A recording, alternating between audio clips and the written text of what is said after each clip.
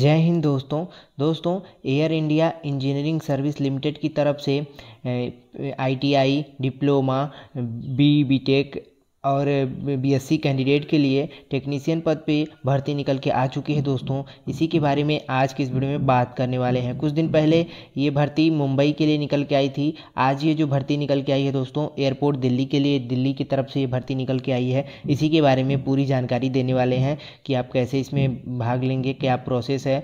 इसमें walk in interview के माध्यम से आपका सिलेक्शन किया जाएगा। कोई फॉर्म ऑनलाइन नहीं भरना है आपको, वहीं पे ऑफलाइन तरीके से वहाँ पे जाना है, इंटरव्यू अपना देना है। उसके बाद सब कुछ आज की इस वीडियो में इसी के बारे में चर्चा करने वाले हैं। तो आप बिना वीडियो को स्किप किए देखिएगा ताकि इस पूरी इन्फॉर्मेशन आपको मिल सके। तो चलिए आगे बढ़ते हैं, शुरू करते हैं।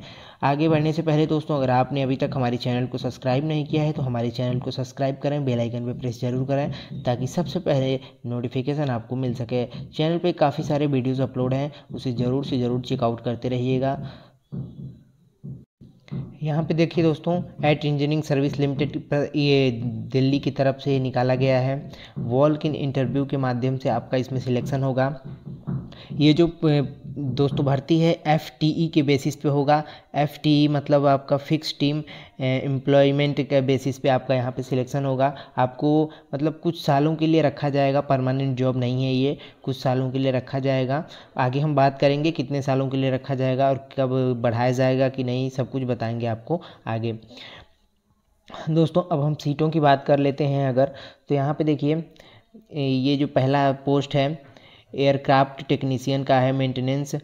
यहाँ पे देखिए जो एलिजिबिलिटी क्राइटेरिया है उसमें आपको AME डिप्लोमा सर्टिफिकेट होना चाहिए। एयरक्राफ्ट मेंटेनेंस, यहाँ पे मेंटेनेंस है इंजीनियरिंग 2 से 3 साल का, मैकेनिक स्ट्रीम होना चाहिए आपका। या फिर आप यहाँ पे देखिए आपको यहाँ पे भी दिख रहा होगा डिप्लोमा, या फिर आपको डिप्लोमा इंजीनियरिंग 3 साल का चाहिए। मैकेनिकल एरोनॉटिकल इंजीनियरिंग से आपको यहाँ पे 3 साल का डिप्लोमा भी यहाँ पे अगर आपने किया है तो इसमें अप्लाई कर सकते हैं। एक्सपीरियंस की बात करें तो आपको 1 साल का एक्सपीरियंस होना चाहिए एयरक्राफ्ट मेंटेनेंस में, इसमें आपको एक्सपीरियंस होना चाहिए 1 साल का। या फिर आपको नेशनल अप्रेंटिसशिप होना चाहिए एयरक्राफ्ट मेंटेनेंस में, आपको 1 साल का अप्रेंटिसशिप होना चाहिए, तो आप इसके लिए एलिजिबल हैं।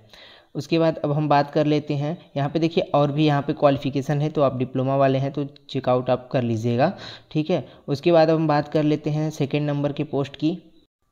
जो दूसरा पोस्ट है दोस्तों एयरक्राफ्ट टेक्नीशियन का, इलेक्ट्रिकल इंस्ट्रूमेंटल रेडियो। तो यहाँ पे देखिए आपके लिए AME डिप्लोमा सर्टिफिकेट होना चाहिए एयरक्राफ्ट मेंटेनेंस में, ठीक है। उसके बाद या फिर आपके पास होना चाहिए डिप्लोमा इन इंजीनियरिंग 3 साल का, electrical electronics telecommunication radio instrumentation engineering होना चाहिए, तो आप इसके लिए अप्लाई कर सकते हैं। यहाँ पे एक्स सर्विस, यहाँ पे सर्विसमैन का दिखाई दे रहा है, एक्स सर्विसमैन का, तो आप उसको भी देख लीजिएगा। उसके बाद यहाँ पे देखिए आपके पास 1 साल का एक्सपीरियंस होना चाहिए यहाँ पे एयरक्राफ्ट मेंटेनेंस ओवरऑल शॉप्स में आपका यहाँ पे होना चाहिए। या फिर आपका नेशनल अप्रेंटिसशिप यहाँ पे होना चाहिए एयरक्राफ्ट मेंटेनेंस में 1 साल का, तो भी आप इसके लिए एलिजिबल हैं दोस्तों। उसके बाद यहाँ पे तीसरे की बात कर लें अगर हम, तो यहाँ पे देखिए तीसरा जो है आपका टेक्नीशियन का है, फिटर, सीट मेटल, कारपेंटर, अब यहाँ पे अपहोल्स्ट्री, यहाँ पे पेंटर, वेल्डर, मशीनिस्ट के लिए यहाँ पे है। ITI आपके पास होना चाहिए सेंट्रल स्टेट, किसी भी जैसे NCVT या SCVT दोनों से किसी भी माध्यम से आपने किया हो तो आप इसके लिए एलिजिबल हैं। उसके बाद यहाँ पे देखिए 2 ईयर रिलेटेड आपको ट्रेड इन इंडस्ट्री, आपको 2 साल का किसी इंडस्ट्री में आपको यहाँ पे एक्सपीरियंस होना चाहिए, या आपको 1 साल का एक्सपीरियंस होना चाहिए। यहाँ पे इसमें देखिए जो आपका इसमें 1 साल का देखिए एक्सपीरियंस होना चाहिए, एविएशन एक्सपीरियंस होना चाहिए, तो भी आप इसके लिए एलिजिबल हैं। या फिर आपको 2 साल का कहीं किसी भी कंपनी में, इंडस्ट्री में आपका एक्सपीरियंस होना चाहिए, या फिर 1 साल का आपका एविएशन यहाँ पे एक्सपीरियंस होना चाहिए, तो आप इसके लिए एलिजिबल हैं दोस्तों।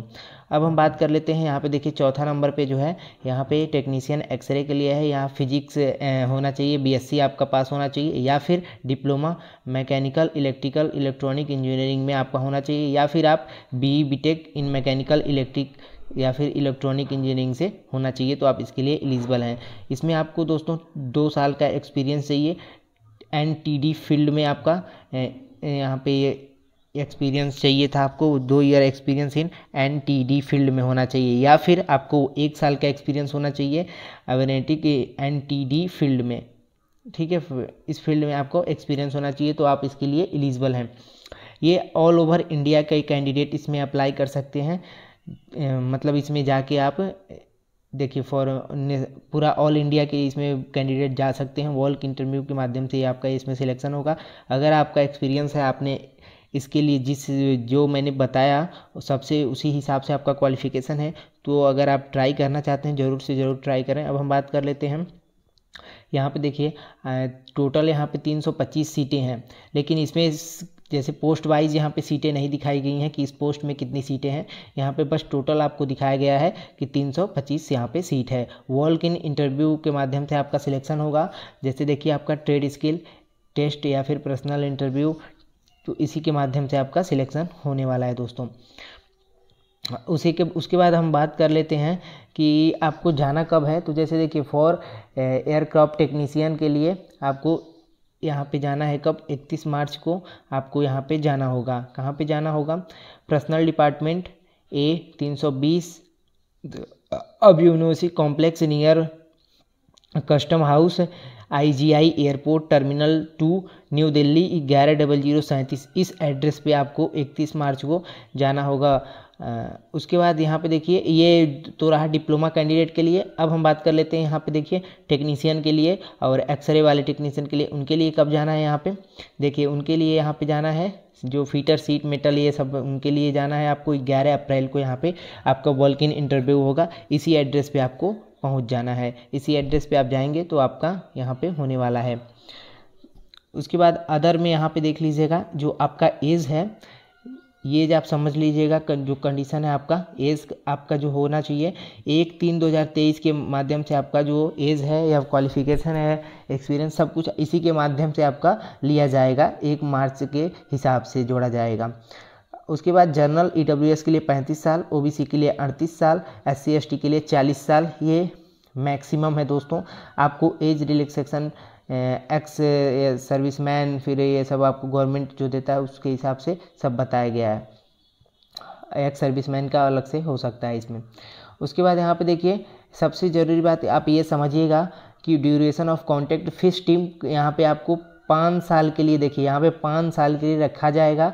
ठीक है, 5 साल के बाद अगर आगे फ्यूचर में अगर आपका एक्सपीरियंस अच्छा रहा, आपका परफॉर्मेंस अच्छा रहा तो उसके हिसाब से यहाँ पे देखिए लिखा है परफॉर्मेंस अच्छा रहा तो उसके हिसाब से रखा जा सकता है। या फिर अगर कंपनी को आगे मतलब रिक्वायर्ड होगा कि हमें और कर्मचारी की ज़रूरत है तो आपको उसके आगे कंपनी बढ़ा देगी 5 साल के लिए।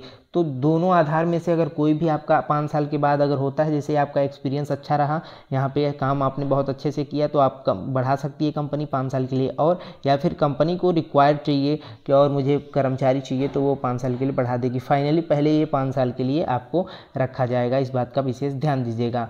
उसके बाद सैलरी की बात करें तो यहाँ पे 25,000 पर मंथ आपको सैलरी मिलेगी। सैलरी आगे इंक्रीज़ होती रहेगी तो उसका यहाँ पे कोई प्रॉब्लम नहीं होने वाला है। उसके बाद अब हम बात कर लेते हैं आपको ये कैसे यहाँ पे जाना होगा। तो आपको एक फ़ीस पेमेंट करना होगा। फ़ीस पेमेंट कैसे करेंगे आप, 1,000 रुपये का आपको, ठीक है दोस्तों, 1,000 रुपये का डिमांड ड्राफ्ट आपको बनवाना होगा वो दिल्ली एयरपोर्ट के लिए, वहाँ पे इसके लिए पेलेबल होगा। और देखिए AI engineering service limited payable at new Delhi के लिए आपको डिमांड ड्राफ्ट 1,000 रुपये का बनाना होगा। और आपको ये जो डिमांड ड्राफ्ट ये बनवाएंगे आप, ये रिफंडेबल नहीं होगा दोस्तों, इस बात का ध्यान दीजिएगा। अगर आप इस इंटरव्यू में डिस्क्वालीफाई होते हैं तो आपके लिए ये 1,000 रुपये आपको वापस नहीं किया जाएगा, इस बात का ध्यान दीजिएगा। लेकिन इसमें यहाँ पे देखिए SC ST एक्स सर्विसमैन के लिए ये पेमेंट बिल्कुल फ्री है, उनके लिए ये पेमेंट नहीं लगने वाला है। अगर आप SC ST का कैंडिडेट हैं तो आप ज़रूर से ज़रूर एक बार ट्राई करें, हो सकता है कि हो जाए आपका, अगर अच्छे से तैयारी करके जाएं इंटरव्यू देने के लिए तो हो सकता है हो जाए। इनके लिए पेमेंट नहीं लगने वाला है। ये OBC और जनरल के लिए पेमेंट लगने वाला है दोस्तों, इनके लिए फ़ीस माफ़ कर दिया गया है, तो इस बात का भी आप ध्यान दीजिएगा। तो ऐसे ही आप यहाँ पे जाके अपना चेकआउट ज़रूर कर लेंगे।